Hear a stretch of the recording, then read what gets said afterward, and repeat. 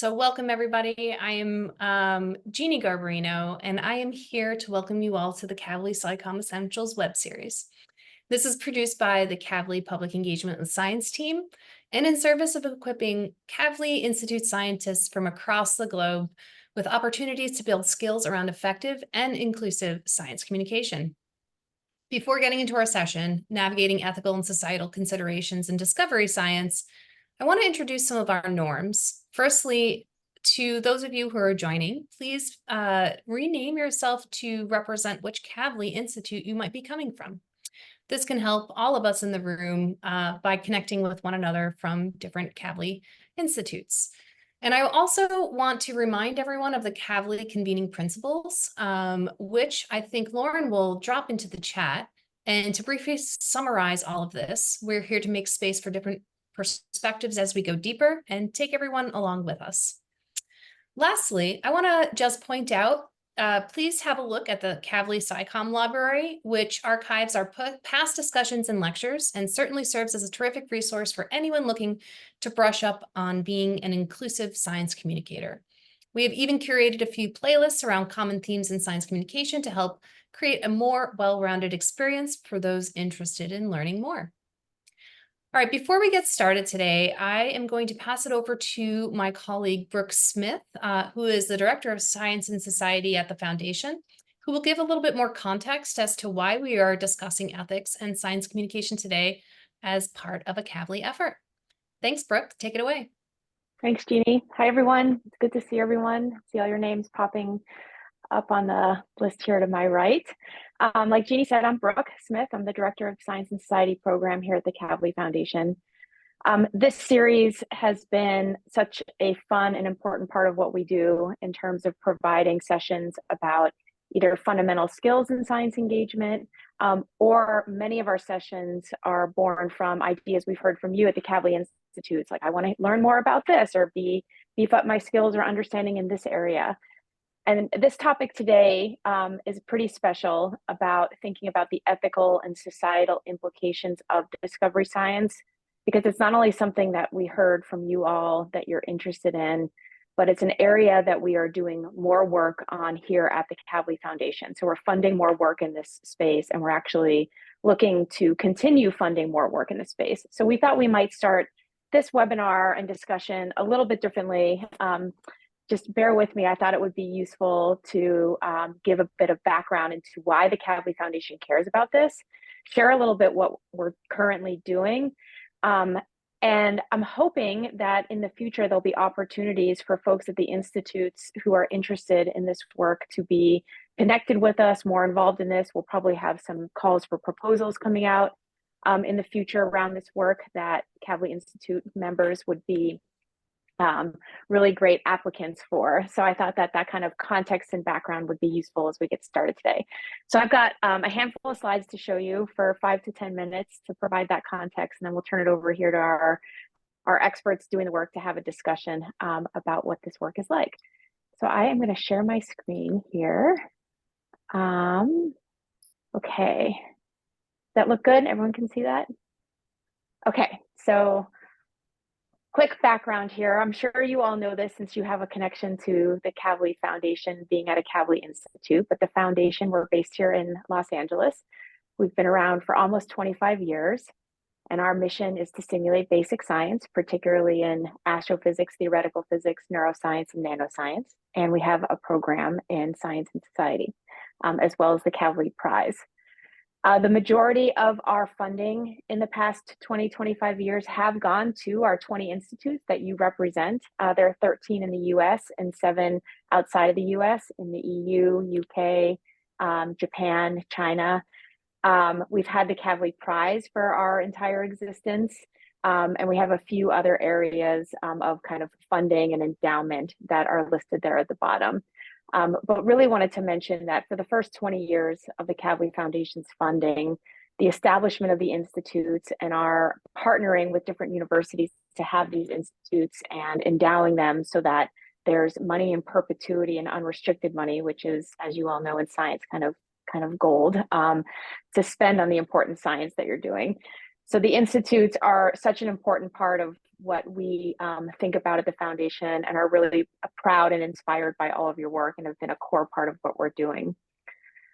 We're also looking ahead beyond the institutes, are now also shifting to a different kind of giving strategy, where we're identifying key areas in our funding areas, whether that's in neuroscience or nanoscience, and doing more grant making, so funding research projects directly, in addition to the institute funding we've done for the past 20 years. And I invite you all to just check this out more on the Kavli Foundation website. You can see what these different areas are. Like, we have a funding scheme in neuroscience, changing ecosystems in neuroscience. We have one in nanoscience and sustainability. So you can see all those different areas. And we do grant making in those different areas. That's on the scientific side. The science and society piece, which is what I oversee, is a program that thinks about and funds things that's about how we support not just science to benefit humanity, but recognize that science is part of society, and finding ways to ensure the people, the processes, the products of how we do basic science contribute meaningfully in our connected society, as best that we are able to do so. So I wanted to talk a little bit about this ethics science in the public area here, and this conversation today, and how it fits into that. So we've noticed here at the Kavli Foundation, as there's more and more basic science happening, discoveries are happening at an accelerating rate, that with that comes an accelerated rate of potential ethical and societal considerations. When we understand how ourselves or the universe or the world works more deeply at a fundamental level, that can be really exciting to think about how we can apply that to benefit humanity. And sometimes we might discover some things that give us pause and think about, what are we going to do now that we know this? How are we going to apply this? Is it going to be equitable? Who gets a say in what happens now that we understand this? So as you all at the institutes and the other scientists that we're funding are doing this really cutting edge frontier work, we've been seeing here at the foundation more and more discoveries that are pushing up against this. And I think really healthy ways. This isn't about should we or shouldn't we do the science. It's about, now that we've done it and now that we are doing it, what might it mean, and what's the societal context, and how can we then think about connecting society more? So I just wanted to say, from, like I said, from where we sit, because we have this privilege of seeing what all 20 Kavli institutes are doing, plus others in basic science, this is just becoming more and more apparent to us that the really exciting discoveries are happening at an accelerated rate. And therefore, these ideas of what are the ethical and societal considerations also happening at an accelerated rate. At the same time, there are a number of efforts going on across the globe that, as the sciences are developing, are saying we should really stop and talk to different publics about this, and think about and hear about, what do they think about these discoveries? What might that mean? Here are just 3 examples from here in the US. We have the National Academies of Science and the National Research Council, which often do consensus studies about the state of the science. Here are 3 on 3 different topics. A team of scientists got together and talked about what is the state of the science and wrote a report on it. And for each of these 3, there was a whole section of the report that said, in addition to the science advancing, by the way, we should also consider talking to the public. We should be engaging the public. These are just 3 examples. There are dozens of them, if not more. And one of the things that naturally happens is there's this call for this, but it's often a page in a report that sits on a shelf behind me. And like, really, what are we doing about this? There's also been a lot of academic and white papers written about what we might do about this. So a lot of great thinking and inspiration around what some of these ideas might be. We supported the Danish Board of Technology here on the left, and you can find these reports all online, to look at how have we engaged the public in scientific discoveries in the past. What can we learn from that? One of the headlines of that report is, we often engage publics once something becomes at the point of application and is also at that time, by the way, controversial. So it becomes a discussion of, are we for it or against it? And so we've wondered, what if we, tried to move those conversations to a different part of the scientific discovery process so that it was more robust and we had an understanding of those things, rather at that point of application when it can be really polarized and controversial. So a couple things we've done to get started in this area. 2 years ago, we launched funding with our colleagues at UC Berkeley and Cambridge to create two new centers, Kavli Centers for Ethics, Science, and the Public. Anna Middleton, who's the director of the Cambridge Center, is here today and will be part of the discussion, and you'll hear from her.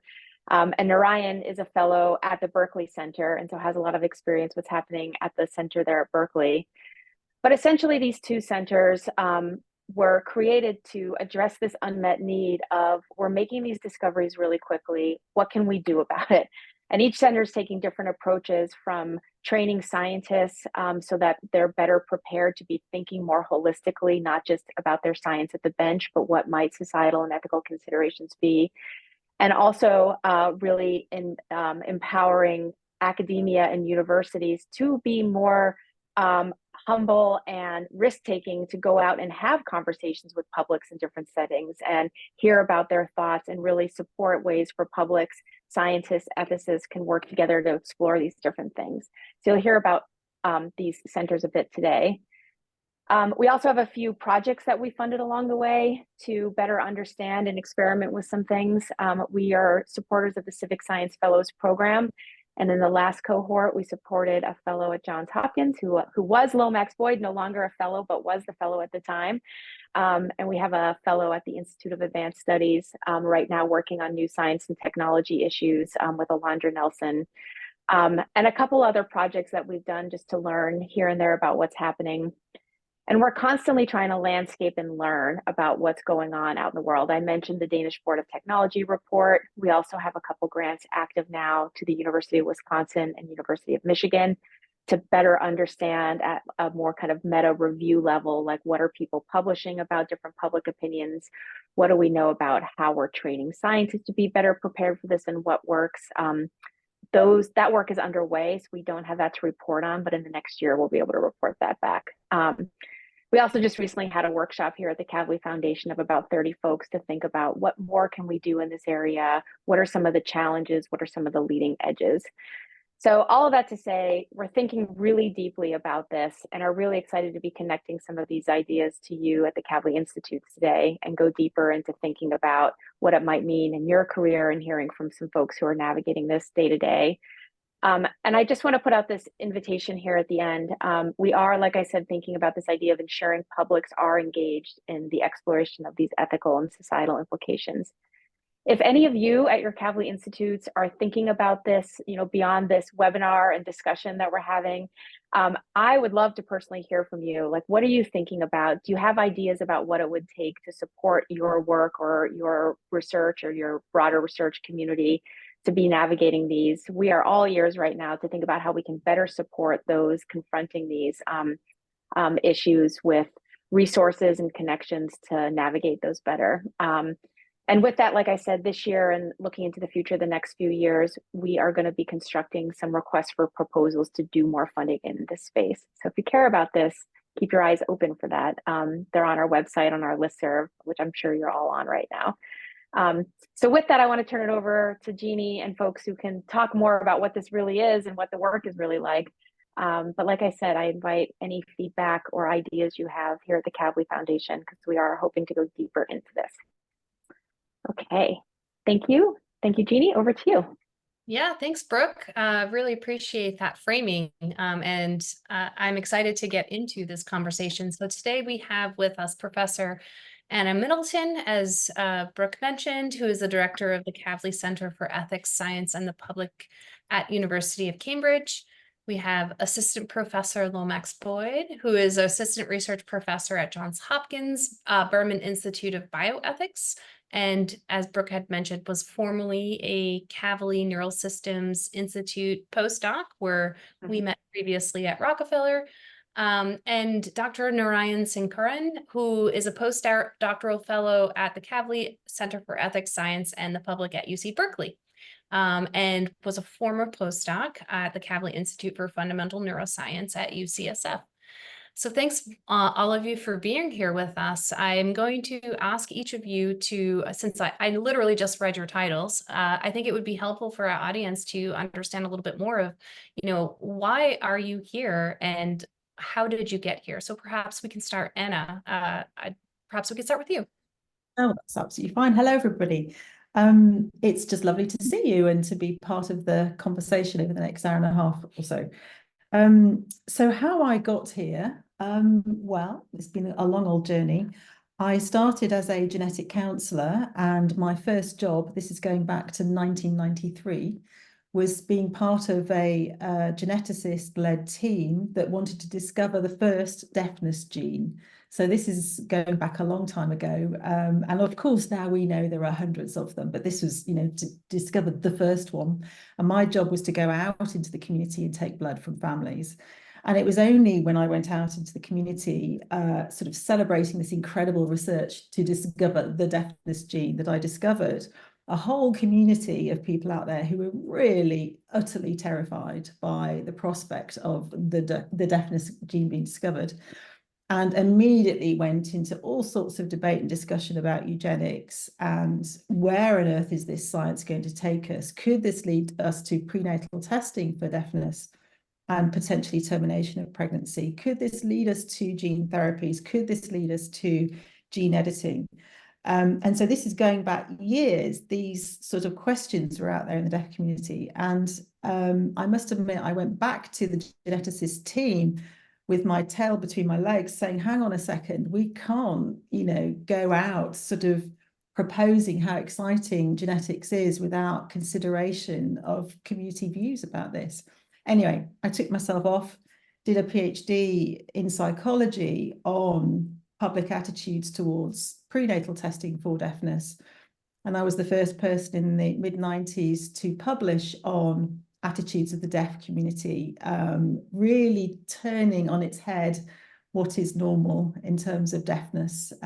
Should we be thinking about anticipating the way different community groups might want to use the technology in the future, and also talking with many deaf parents who would actually prefer to have deaf children, using sign language as their first language, rich cultural history, being positive and proud to be deaf. And so that took me off into a journey of really wanting to connect scientists and public audiences to think through ethical issues raised by the cutting edge science, to anticipate the translation and, what's the link with society.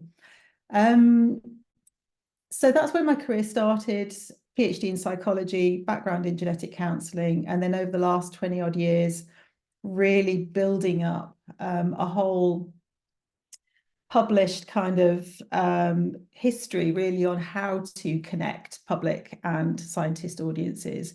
And what our group specialises in at the Kavli Centre for Ethics, Science and the Public at Cambridge University is creating the conditions for conversation. So this is really recognising that it takes quite a bit to bring and prepare public audiences to have conversations around tricky ethical issues. And likewise, it also takes quite a bit of preparation work to bring scientists into conversation too. And so we experiment, research, explore different ways of creating those conditions so that we can have dialogue, deliberation, listening, thinking together, and making new meaning together. So that's what I do, and that's how I came here. Thank you so much. I think that's a lovely start, serving as a terrific mental appetizer for many questions that I've already started dreaming up. Narayan, perhaps we can hand it over to you to give a brief introduction of how you got here and why you're here now. Sure. Yeah, it's wonderful to be here. So I am first and foremost a neuroscientist, and my research seeks to understand how information is encoded by the human brain. And so I completed a PhD and then a postdoc at UCSF in neuroscience. And kind of during this time, I sort of had a front row seat to witness the kind of rapid rate at which we were gaining insight into how just patterns of neural firing in our brain really underlie all our actions, our perceptions, our emotions, our beliefs. And of course, this insight means that increasingly neuroscience is able to create technologies that can measure and manipulate the brain activity that underpins these core aspects of our psychology. And so, I was doing this research and I was kind of operating under the assumption that this new understanding of the brain will improve the human condition, and of course in many ways it will. We're coming up with technologies to restore lost function for people with disabilities and many other positive uses. But it also became clear to me that, while I was doing this work, that as scientists, we really need to engage with the ethical implications of our work in order for these insights to really truly address the needs of society. And so for me, that started by I joined the science policy group at UCSF at my university while I was doing a postdoc. And I started organizing events that would provide a forum for talking more about some of these concerns. And then from there, it really just snowballed into what has become a legitimate line of research for me now. So in my current position as a fellow at the Kavli Center for Ethics, Science, and the Public at Berkeley, my research examines the ethics of neurotechnologies that we're creating or emerging neurotechnologies that we might create. And I'm currently sort of dreaming up public engagement work that needs to be done around these neurotechnologies that would connect the scientists with the impacted public. And then it's also important for me that I'm continuing my basic scientific research in parallel with this ethics work. So when I go off later this year to join the University of San Francisco as faculty and start my own lab, I plan on having both the scientific and the ethical / public engagement research programs kind of jointly housed within my lab, with the ultimate goal of, sort of having my basic discovery science be both informed by and impacting the needs of the public. So yeah, that's me. Terrific. Thank you. It's always wonderful when you have a passion that turns into your career. It's definitely something I can very much relate to. And we'll dive more into that in a little bit. Lomax, let's last but not least, of course, love to hear from you. Yeah, it's so great to be here. Those are two kind of stories that really kind of, I think, resonate with my own sort of journey, which I would say that my journey into civic science started in graduate school. I just didn't know it at the time.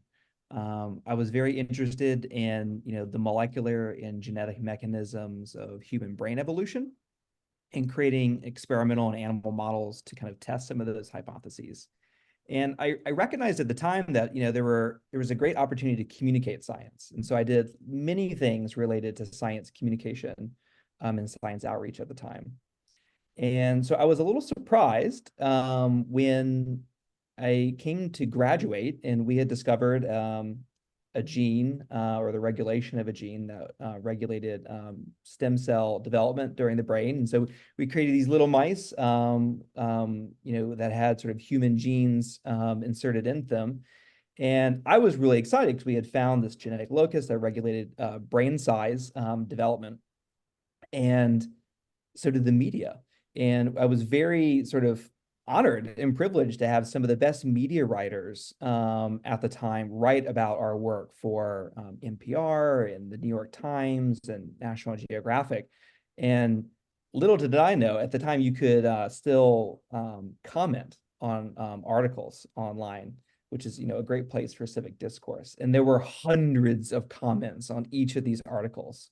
And none of them had to do with, Wnt signaling cascades or any of the science. And none of it was really sort of touching on the science that was being communicated either, because these were all sort of the best people in the world communicating it. It had to do with the ethical issues that were sort of raised by the act of creating humanized animals and questions of ontology and sort of, ethics of creating, animals that are sort of hybrids. And none of the topics at the time that I had any awareness or sort of knowledge of.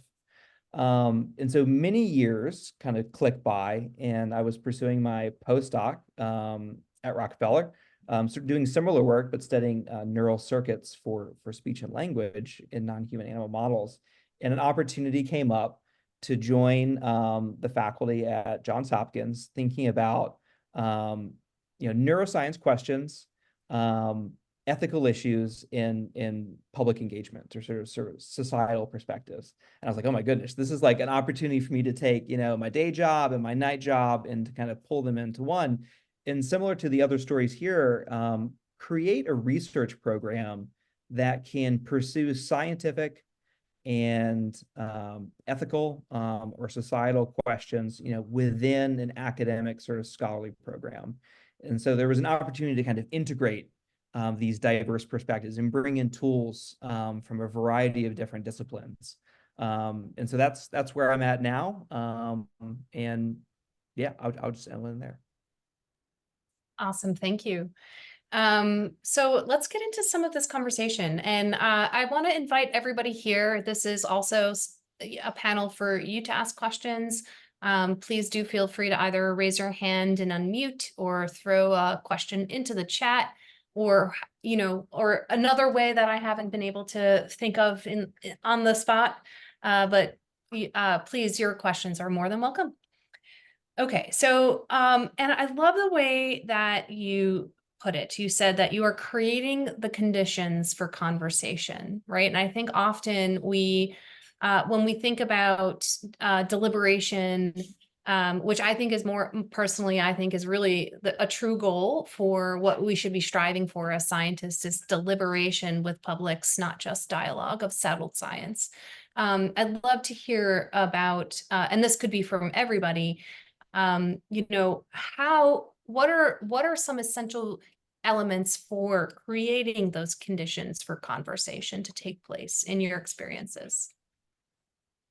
Well, from our experiences, it's recognizing that the starting point is often not the same place on both sides. And so assuming that public audiences are interested, up to speed, able to launch straight into conversation is a bit of a misnomer. And so it has to be clear, certainly from public's perspective, as to why they should be present and be participating and should even care.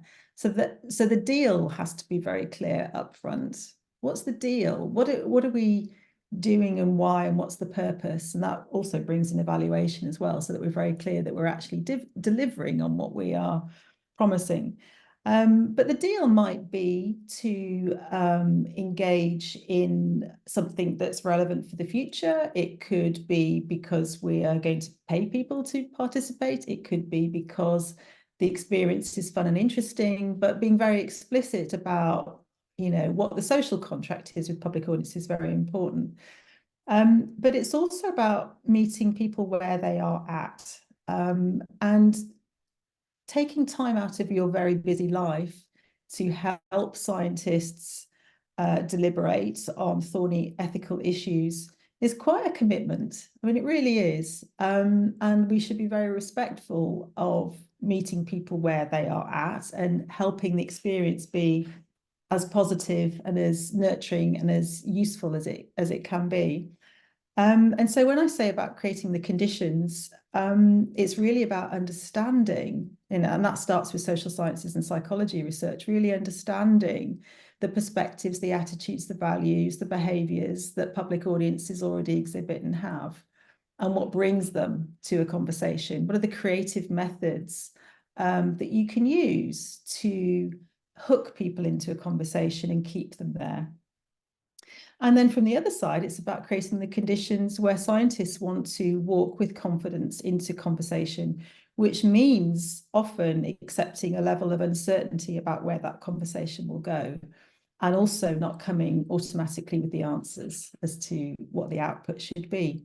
And certainly from our perspective, it's taken quite a long time to do that level of training in, I guess, taking people to a place of humility and being able to say, I'm uncertain and I'm unsure, but I'm willing to go into a conversation with somebody who may have a very different perspective, and see where that goes, and be open to listen and understand and to create meaning together. And that does take quite a bit of training to take people to that place ready for a conversation. Any follow-up thoughts from what Anna just shared?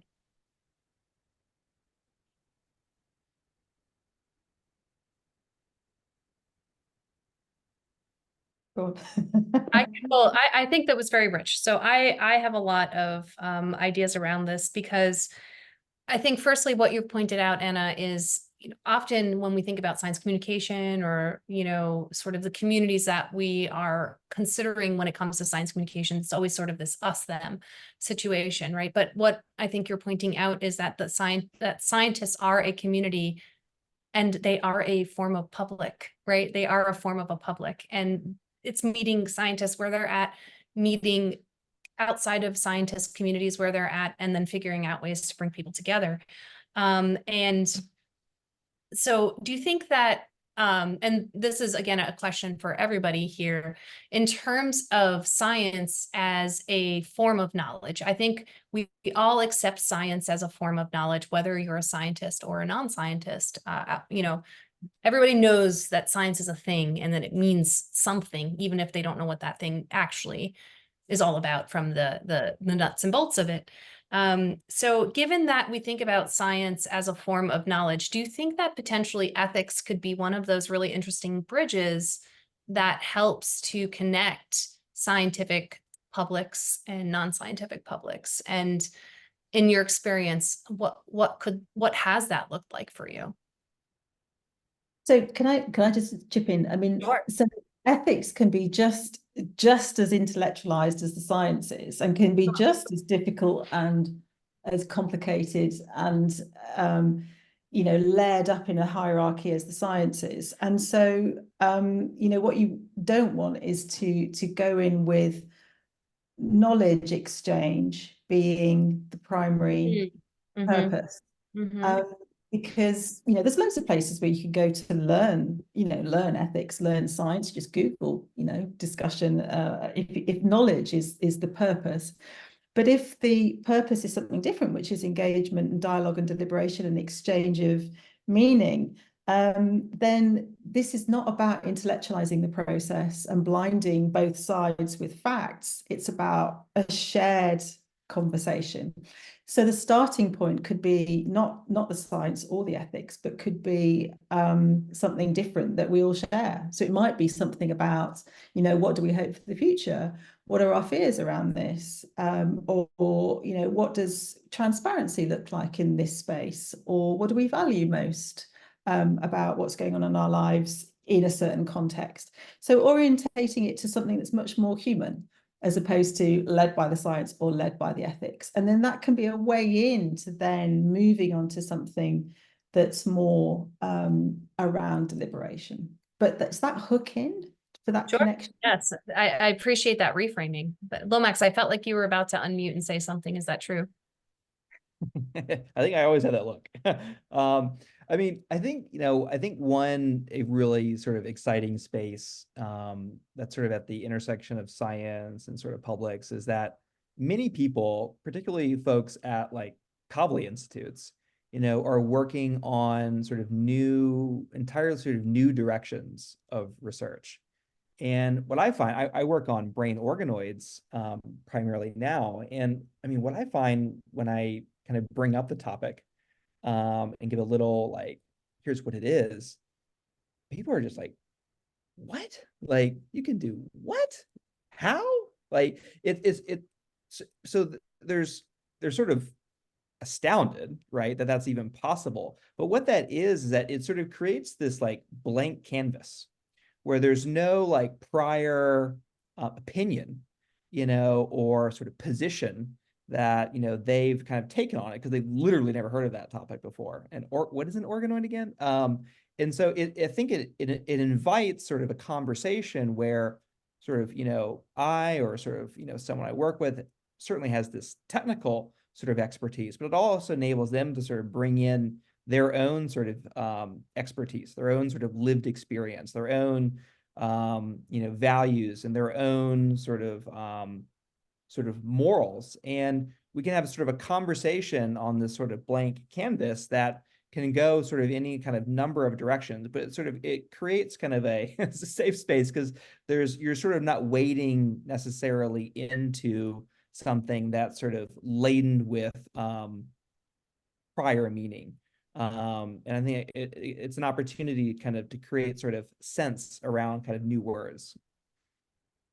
Well, and Narayan, I think as someone who's about to become faculty, where you will, have this boundary spanning role, and I hope that this is something that becomes more normal for people. How are you thinking about, balancing those kinds of things together?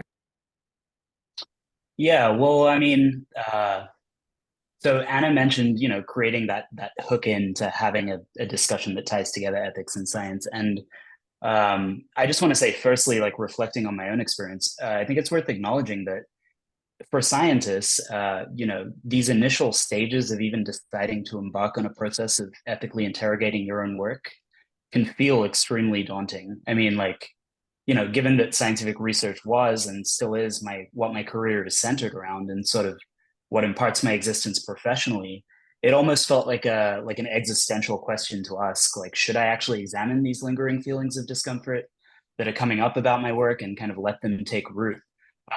And so the way I think about kind of overcoming that is kind of a process of just consciously identifying and nurturing a community of people with whom I can explore these ethical questions, and that community should just keep growing. So for me, it started with just peers in my lab and members of my science policy group that I mentioned at my university, and eventually, hopefully, that community can encompass a whole bunch of diverse stakeholders. Um, and I think what this does for me, for purely selfish reasons, is in building this community, I realized that these ethical quandaries that I was kind of mulling over in isolation is actually a mutual feeling that's shared by many people. And so I think that's really helped me as a scientist to sort of back my ethical instincts and trust that these are important kind of ethical tensions to talk about. They're completely valid. And in fact, what I've realized is they're not just valid, but they're highly worthy of exploration by scientists. Because as scientists, we're so sort of proximate to the work, the phenomenon of ethical concern, and so it's important that society has some insight into the moral reasoning of scientists, and we should probably be engaging with the public and revealing the moral reasoning behind our work a lot more than we actually are. So yeah, I feel like I half answered your question, but that's the way I've been approaching it. No, I love this. I think you're right. And ethically interrogating our own work is actually quite hard. It's often why even in other kinds of roles where you need evaluation, it's why you always ask for an external evaluator, So I think, we're talking a lot about, I know something on my mind is all of sort of like anticipatory technologies, right? Like Brooke mentioned this at the top of in her presentation that the stuff is moving so fast. We don't even know what to anticipate in terms of ethical considerations. Like how are you thinking about those kind of situations? And this might be a very hard question to answer. So do what you need to do to get around it. Can I loop in there? Because I think both Narayan and Lomax have said something really, really interesting that's so relevant, and that is the mention of feelings. So as soon as you have that, I think Narayan said existential fears and feeling a bit unsure about some of the ethical issues.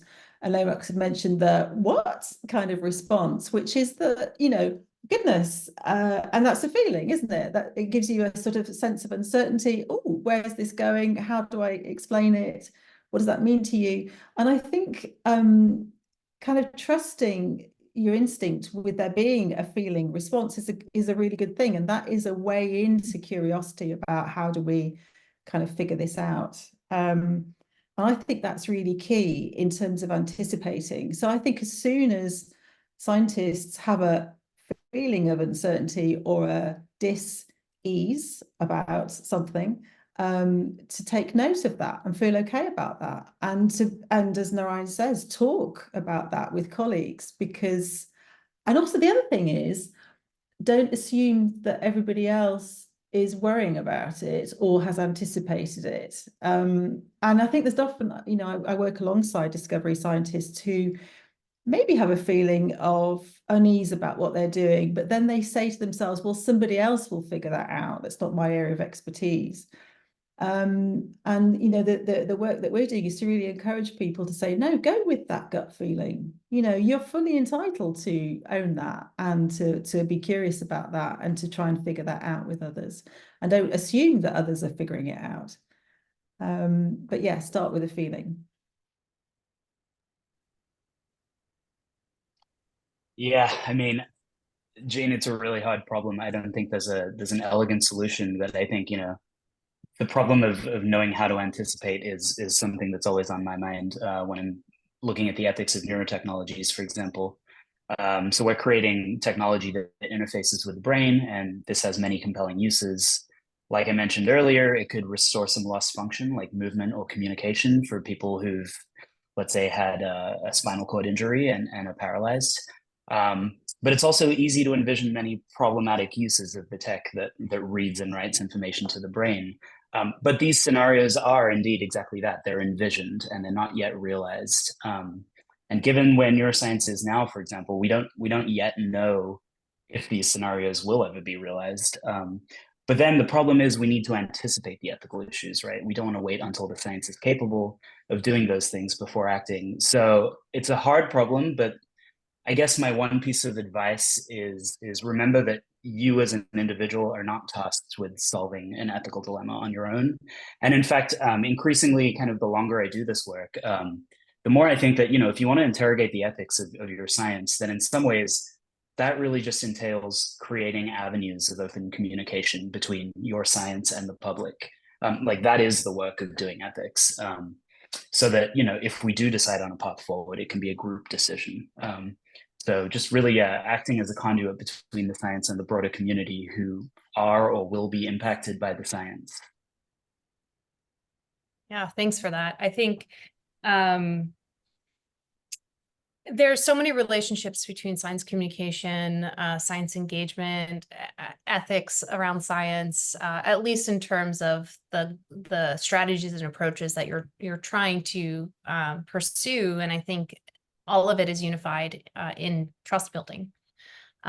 So we do have a great question from in our chat from Julia. So how can we create the conditions for scientists to value the need for public input and ethics in order to ensure that our engagement efforts make an impact?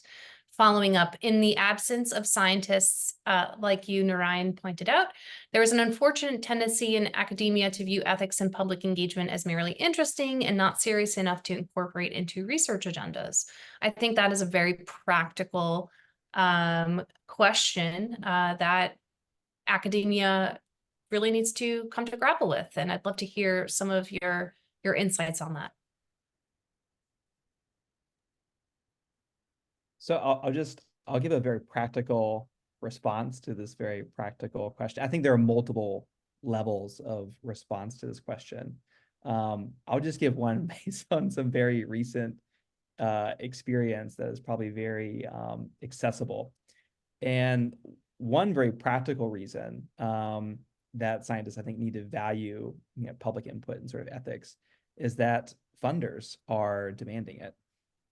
I just served on a National Science Foundation review panel where the lack of integration of ethics as a research aim was a major criticism of the proposals. I just attended a webinar this morning from the Wellcome Trust where lived experience was an essential component of the research team as collaborators, not as like research participants or as like people giving sort of permission, but as sort of as collaborators throughout sort of the research process. And so just a very practical response to this question is that funders are demanding it, and it's going to be an essential part of being a practicing funded researcher in the future. I also chip in that I think for a very long time we've had ethics and public engagement as a sort of nice to have, extra kind of it's a good thing to do, but it's kind of got to a point where we've had nice to have for a long time, and it's really quite serious that we do something different, and money does really talk. And I want to give you an example.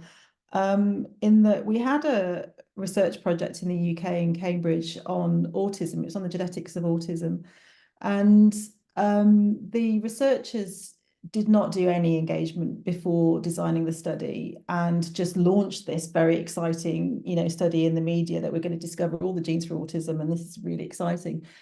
Within 3 weeks, the biggest public backlash you can ever imagine emerged in the media. A petition signed by 1 million people had been signed. There was a physical protest outside the university. The funding was withdrawn. The sponsors of the project were backed off. And suddenly you had a very, very expensive research project that had just stopped within 3 weeks and backtracked. And then suddenly the scientists were, oh my goodness, we should have done a public consultation. We're now going to have to do a public consultation. And the project's been delayed by 3 years as they've done a public consultation. And so, you know, this, if only they had done some decent consultation before they'd even got to that point. And so I think taking public views seriously financially is probably quite a stick, really. Public backlash can derail science. And, you know, when we come back to the issue of trust, there's quite a lot of examples where trust has been broken and it's very, very difficult to repair. And then you're on the back foot.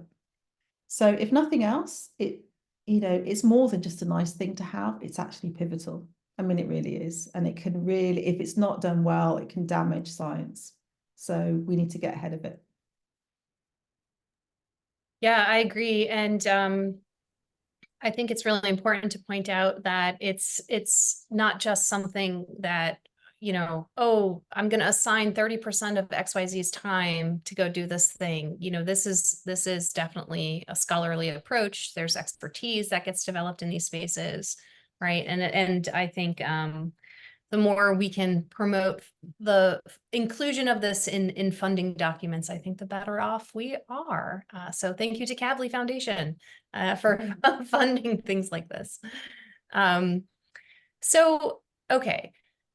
We talked a little bit about anticipatory science. Now, what if somebody wants to do some ethical interrogations of potentially like settled science? You know, we talked at the top of the hour, there was some, discussions around, the difference between real engagement versus just sort of chatting about settled science to people and making a big smile on our face saying, oh, we did something, right?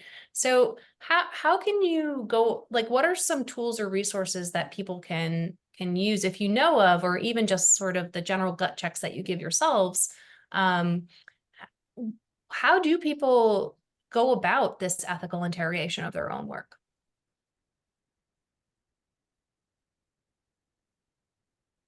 Ryan, do you want to say something about the UC Berkeley team's approach? Because that's brilliant. Sure. So the Kavli Center for Ethics, Science, and the Public at UC Berkeley, we have a really interdisciplinary team, and that's been our approach and our strength. So we have scientists, early career scientists in the 3 spokes of the center. So in neuroscience, in gene editing, and in AI. But we also have an anthropologist amongst us. We have a legal scholar / philosopher, and then we actually have 2 pure philosophers. And so, we have, weekly colloquium meetings where we talk about works in progress. We have journal clubs where we present. In all of these settings, people are arriving to the conversation with a sort of growth mindset because it's not their field. They're kind of having to either explain their science to an interdisciplinary group of people, or they're having to absorb some completely new material and then work through the ethical dilemmas that are inherent in that together. So I think that interdisciplinary approach has been really strong. And ultimately, the solutions behind these really complex dilemmas are going to come from extremely imaginative, creative, interdisciplinary thinking. So yeah, I would say that's the main kind of feature of the center that I immediately think of, just the diverse kind of expertise that we house within it. And then what we have in the Cambridge sort of sister centre is the equivalent, but with the very diverse public audiences. So recognising that public isn't just one homogeneous group, but consists of lots of different nuances and different communities, some who are more engaged than others, and stratifying different audiences is really important, so that you're really clear on why you are engaging and what it is that they're going to get from the interaction, and also recognizing that engagement is on a gradient. It really is. You can't expect everybody to launch into a 4-day deliberation, and for some people discussion needs to be very light touch, very kind of high level, and only 15 minutes. And what's so important to recognize is that there are lots of different methods that there's lots of scholarship around for engaging in different ways at different time points at a different pace for different people. So it's not just a case of go out and engage with people. Right. There's an awful lot of scholarly work on actually how to do that, and a lot of years of experience, practitioner-led experience on how to do that. But I wanted to pick up on Lomax's point about that sort of connection between public audiences and decision making, and how certainly in the UK we have some incredible examples where the public or the patient input is recognised at board level of whatever the initiative is. So it's not, the public engagement is not sort of subcontracted out and then done and then fed back. It's actually integrated into the whole governance process, so that at board level, if the public or the patient input is disagreeing with the strategy, then that has real weight. It has real weight to actually stop the progress of something or change the progress of something, because the voting rights are right there at the top. So that helps to move it from a tokenistic sort of othered kind of activity to a real integrated activity that's part of the whole strategy. Right. Lomax, did you have some thoughts that you wanted to add to that? Just want to give you the opportunity. Yeah, I think I would just, add that, if you find yourself kind of pondering sort of ethical, social or societal sort of issues raised by your work, be comforted, somewhat in the fact that probably scholars like in those fields have thought about that very question or related questions that could inform the questions you're asking kind of already.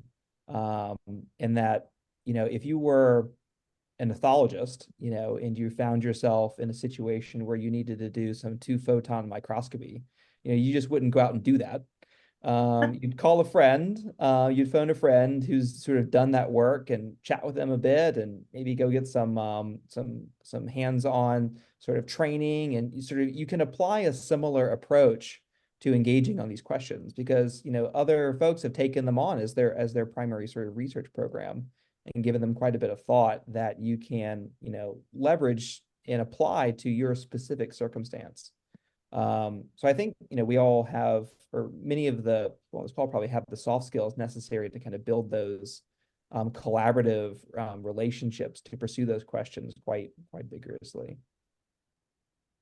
So it sounds also, I'm hearing a little bit of interdisciplinarity sort of being incorporated also into the structures of the teams that are being created in this. So whether that, you're talking into interdisciplinary in terms of having like a patient be at the board level to help make decisions. But I really appreciated, Narayan, you also mentioned that you had an anthropologist, for example, on your team.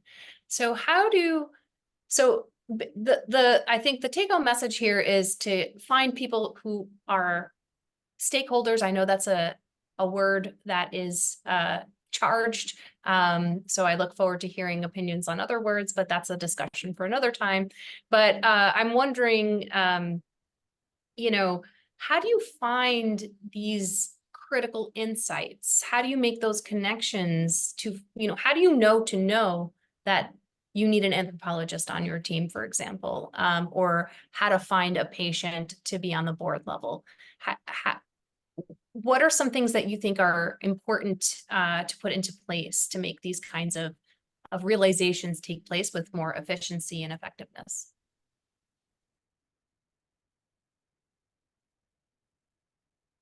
I know I'm not really throwing very much softball questions. I'm sorry, but they're real. I mean, in this current day and age, we know that, we know from so many different sources that diversity of thinking is much better than single ways of thinking about issues. And that, you know, in academia, when we think about diversity, and what's so lovely about it, you know, the Kavli funding is that we've got a chance to really be very creative with diversity of thought, you know. So it's not just about bringing together the psychologists and the anthropologists and the sociologists and the scientists and the ethicists, but it's also about bringing together the experts in communication, the counselors, the you know, people who work in advertising, in PR, people who are very, very used to communicating with mass audiences. It's to bring together a real diversity in perspectives on solving the same issue, which is how do you connect discovery scientists with diverse members of the public, to think about ethical issues together. And there's lots of different ways that, you know, coming at that.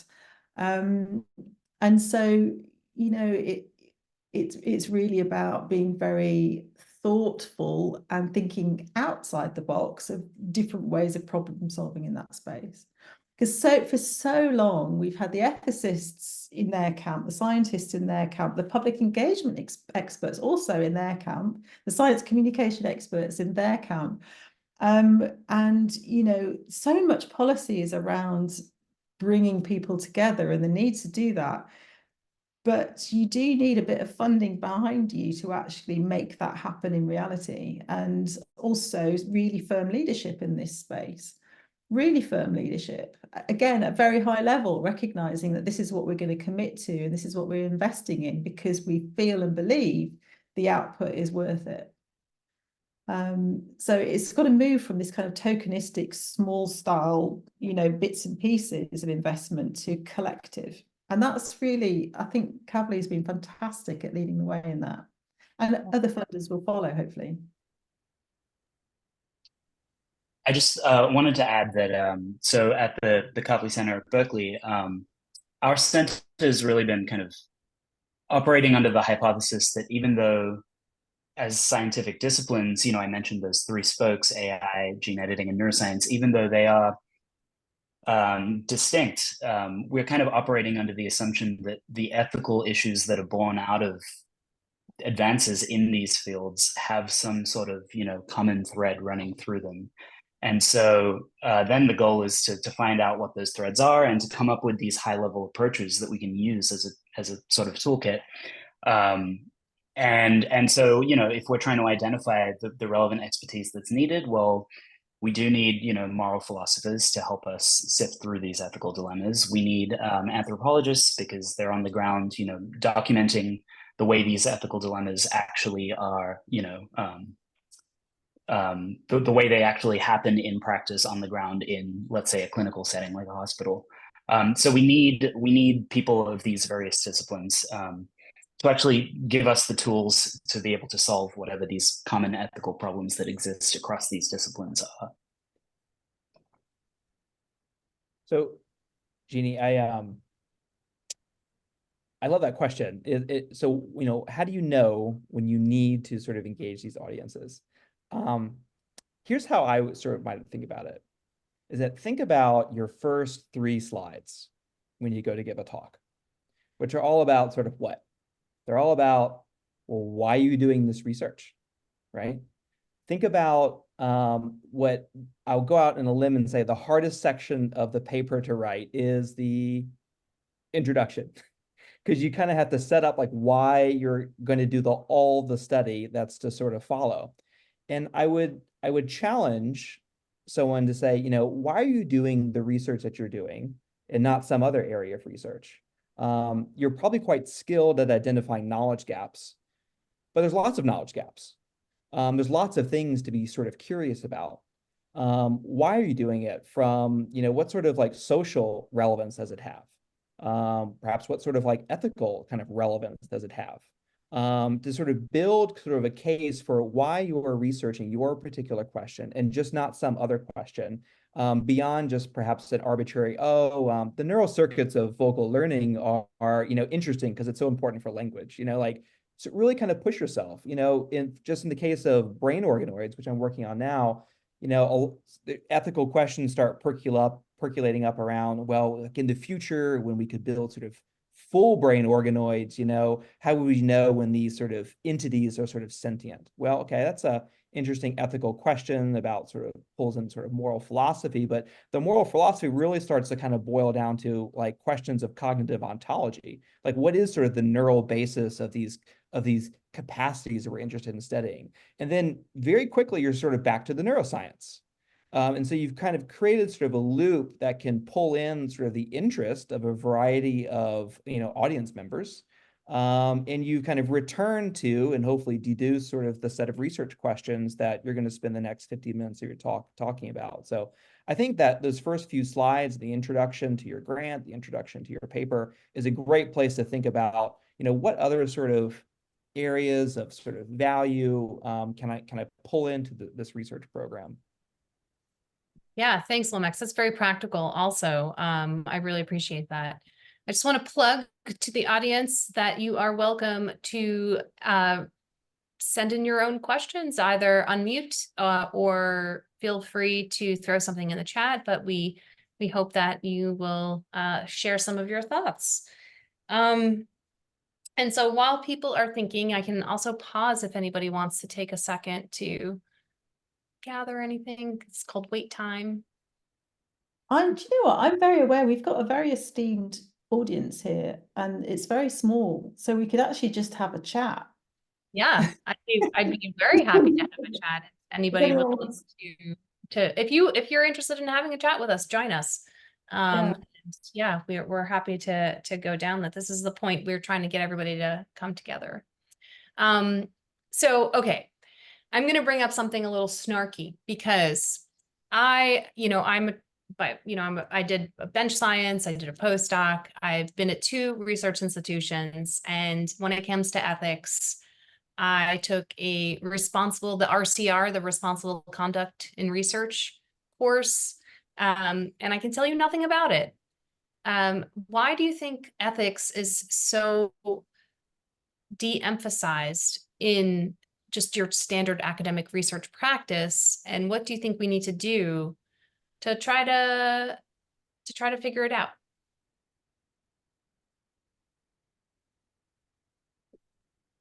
So again, it's the commitment, isn't it? Yeah, the money. I know I keep on asking questions. I'm like, this is a great question. And then I realize, no, it just boils down to money. But well, but I mean, why did you not remember any of it? Was it presented in a way that just didn't feel relevant, or?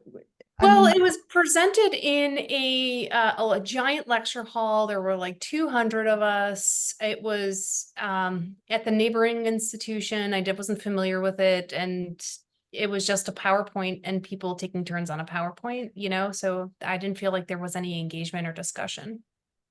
So the conditions weren't right for you then. Correct. To keep the conversation. Yeah.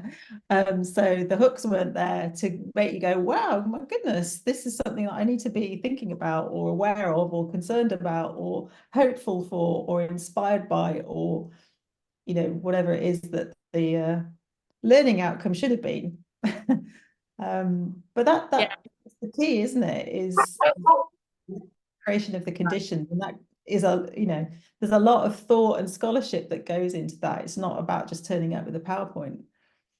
Yeah, but the fact that there isn't the effort put into, people are just like, here's a PowerPoint, I'm just going to deliver it.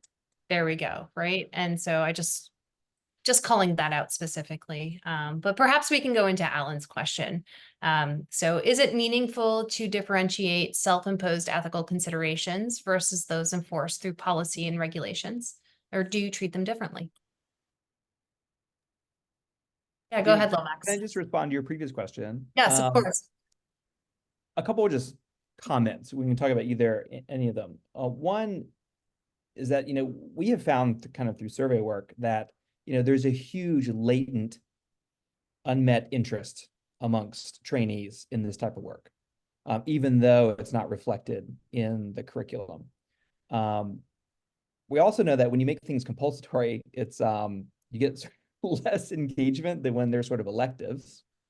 But in order to offer it as an elective, you need to have someone who has the relevant sort of expertise. In talking with departmental chairs in kind of neuroscience departments, one thing I found is that even amongst administrators, there's a huge interest in offering these types of courses. But then they say, well, but there's no really on faculty that can teach it, so we don't do it. And so there's an absence of that type of expertise amongst the faculty. And then the final point, and this is something we're trying to address through some kind of like new projects, is that RCR, right, is often about like, you shouldn't really Photoshop your gel, please don't like fabricate data, but making it relevant to the research questions that the investigator is asking, we think is sort of essential point of interaction for this discourse between science and ethics. It can't just be like ethics broadly, because I know I've had colleagues say, well, we don't really have ethical issues. We're not dealing with humans. And so they don't even sort of start to think about it. So I think you need to make the discussion really kind of tailored and customized to the research program or the research activities that are being undertaken. That feels very smart. Narayan, I'll just add one more thing, which is perhaps an obvious point, but I think it bears mentioning. RCR tends to be, focused on case studies that are a kind of a history of doctors and scientists behaving badly, and I think that doesn't reflect the nature of the ethical problems we're faced with today with science. I mean, like inherent to modern neuroscience are ethical dilemmas that we've just never had to face. And so I think, the RCR is just dealing with like a different set of issues. We can extract meaningful information from those historical lessons, but we've really got an entirely new challenge on our hands to be able to kind of steer scientific inquiry forward in an ethical fashion.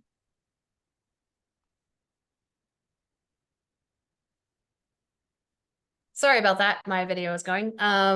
Cool. So maybe we can jump into Alan's question to differentiating self-imposed ethical considerations enforced through policy regulations, and how you're treating them differently. I would say that they are really quite different. I mean, given the example of the autism study in Cambridge, that study had all the correct ethics approval. It was following the correct policy, all the regulations were in place. But what the scientists were not asking themselves was, how is my science going to land with society, and anticipating what that might look like. And there was really no excuse for that, because all you need to do is have a quick look at the literature and you could anticipate how that science might land in society. And I do think it comes to really differentiating between, ethically, what are the policy and the regulations saying that you should be doing for your research? And then what is your own internal moral compass about what you are actually doing, and the purpose and the motivation behind what you're actually doing? And are you aware of what your own internal moral compass is with this? And are you questioning that? And are you thinking about that in the wider context?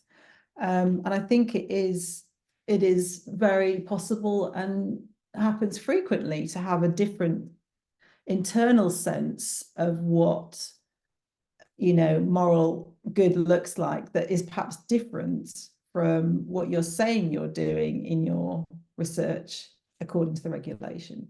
And I think that tension does exist quite frequently.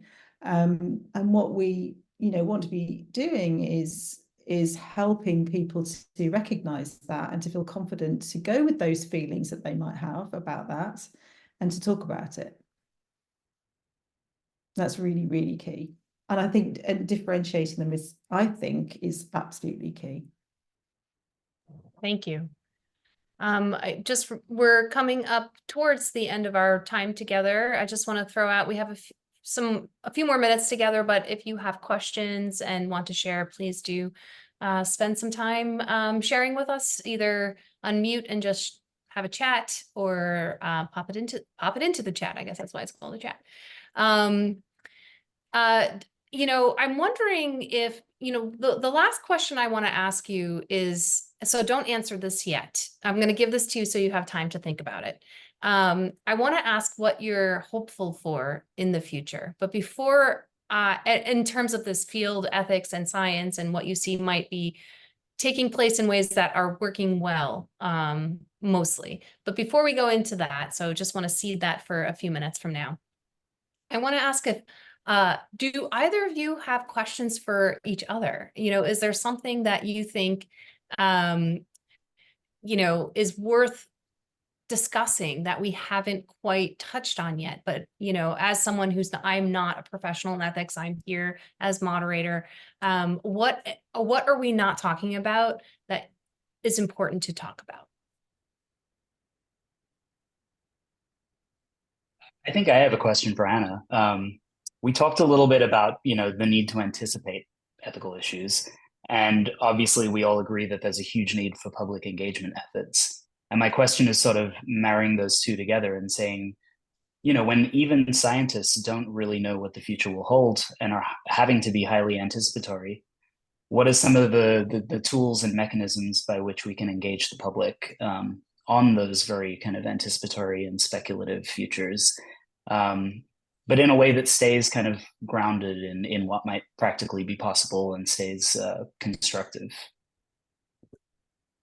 So I think the answer is, scientists don't have an answer, ethicists don't have an answer, and neither do publics have an answer either. And I think starting there is quite useful, because there's often this idea that we need to engage with public audiences, so they'll give us the answer and they'll give us permission and they'll tell us, yes, this can go ahead or not. And it's presupposing that there is a consensus on anything. And of course, if you look around the world, there's no consensus on anything really.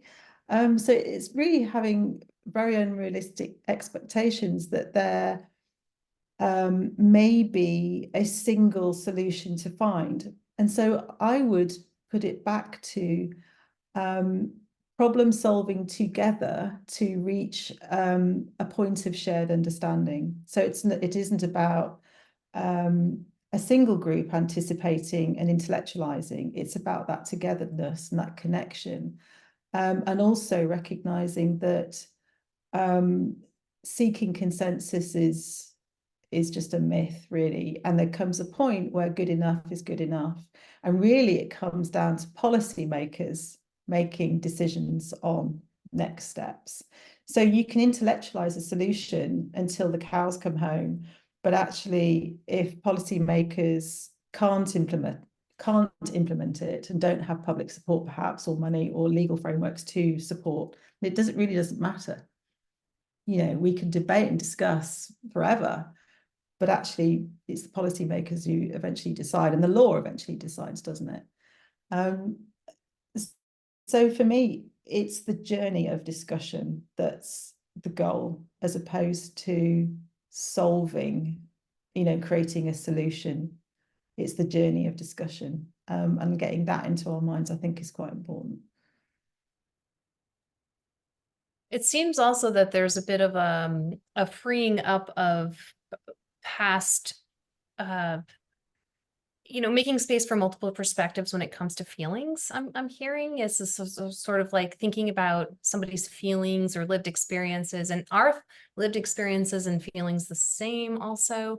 So how do you really consider that, and then also, what are some ways that you think can be helpful in showcasing the value of including that? I think that to me feels like a little bit of a sticking point in traditional academic settings is this the ideas of feelings and lived experience as not necessarily being rigorous ways to interrogate or describe.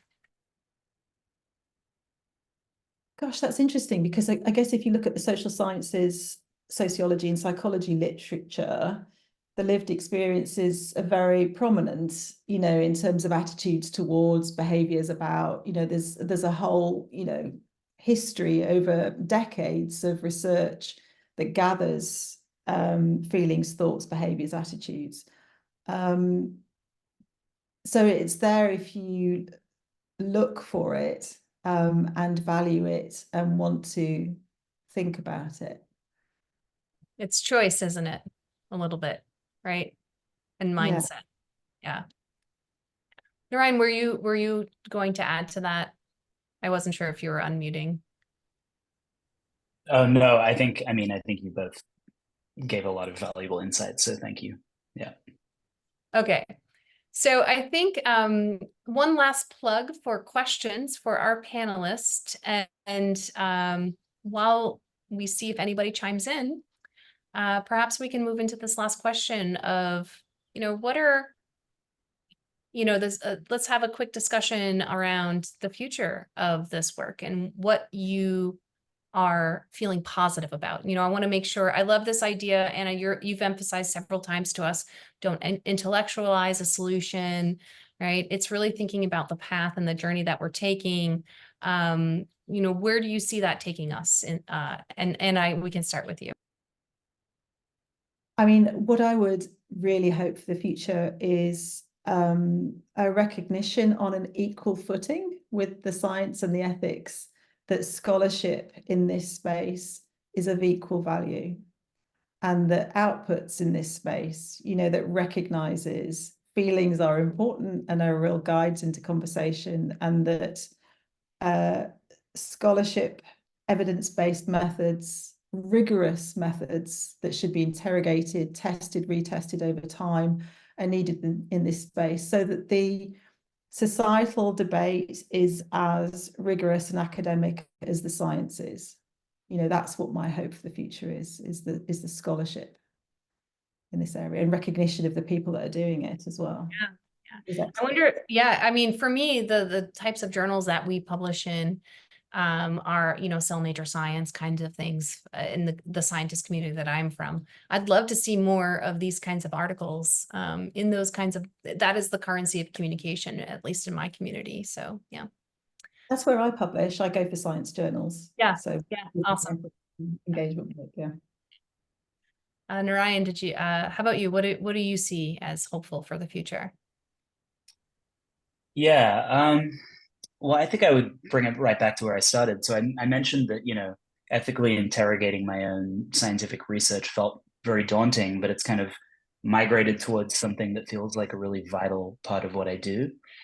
And I think, the reason for that is entirely just the community that I've built around me of people with whom I'm able to talk about these issues. I think there was a time when I thought that the majority of scientists just don't think about broader societal implications, but of course they do. And once you start talking about it, you'll be amazed. Like, there's really just these shared mutual feelings, and both within science and broadly across academia, across the public engagement sphere, there's really a good kind of scaffold there for doing this work. And so what makes me hopeful is just that, I've managed to incorporate this into my research, and just like science, it's done in collaboration with a really vibrant community of researchers and other stakeholders. So, yeah. Sure. And Lomax, and then we're actually going to take Julia's question. So I lied that this is going to be the last one, because there's still people are able to take that. Yeah. Yeah, well, I can make this really quick. I mean, I think I'm most excited about, what I see as this, not quite imaginary, it's quite near term. In fact, you see it kind of percolating up, is this mixed methods scholar kind of the future. Yeah. Someone who's not necessarily an expert sort of in everything, but is sort of knowledgeable of and informed by, qualitative, quantitative, computational sort of methods that are, imported from other fields. And I think you're starting to see this in the types of journals that are recognizing science and society as a legitimate area of scholarship. As those take hold, I think you'll see tenure and promotion committees and hiring committees starting to see evidence that this is a legitimate line of inquiry and a place to spend your time and your effort. So I think that's certainly the area that I'm most hopeful and excited about. Amazing. Okay, so those are very exciting thoughts, and we are not going to end with them, but let's bring up the idea of Kavli being an international effort. So this is from Julia. What do you make of the cultural barriers in each setting, specifically between the US and the UK? The US is a larger place, and media backlash toward scientists doesn't seem to result in much change or pressure on scientists, but I'm assuming this means that this is in contrast to other places where media backlash does put pressure on scientists. So does anybody have any insights or commentary on that nature of the cultural divide around ethics?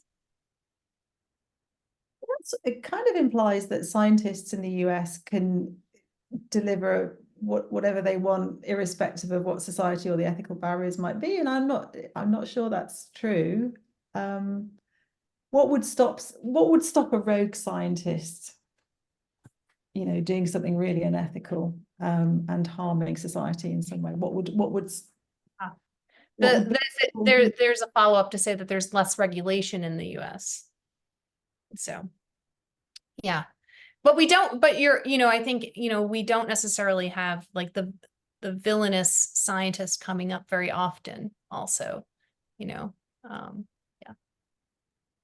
So I'm fortunate to have an appointment at an institution that has received significant public pressure in the media and on the streets, both on the animal welfare side and on the Henrietta Lacks sort of story. HeLa cells, And yes.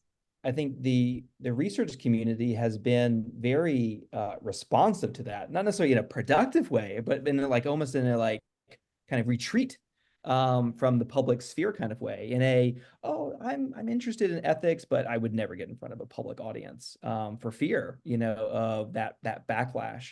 And so I think there's sort of an opportunity to kind of redirect the academic response from fear and retreat to a productive conversation that we can show how those interactions aren't just good for the public, they just don't sort of make our grants sort of better, but they lead to sort of productive areas of like scholarship and inquiry that improve the science sort of being done. And I think demonstrating sort of that value will bring more folks to the table. I love that. All right. Final thoughts before we say goodbye for this afternoon or evening. Okay. Anna, did you want to say something? Sorry.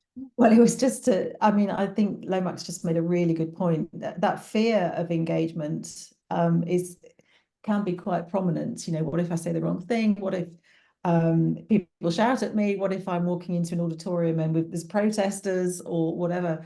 And that is something that, we can certainly think about training and support. Being able to hold a room of angry people is quite a skill, and it shouldn't put us off. Just because we disagree doesn't mean that we shouldn't enable forums to discuss and debate.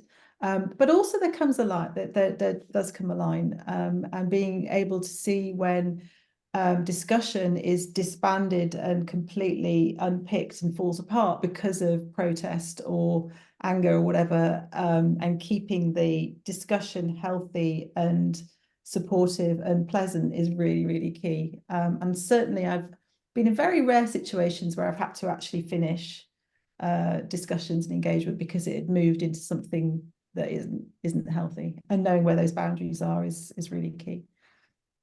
Yeah, sounds like a little practicing the acceptance of non-enclosure is also part of practicing ethics and science. So terrific.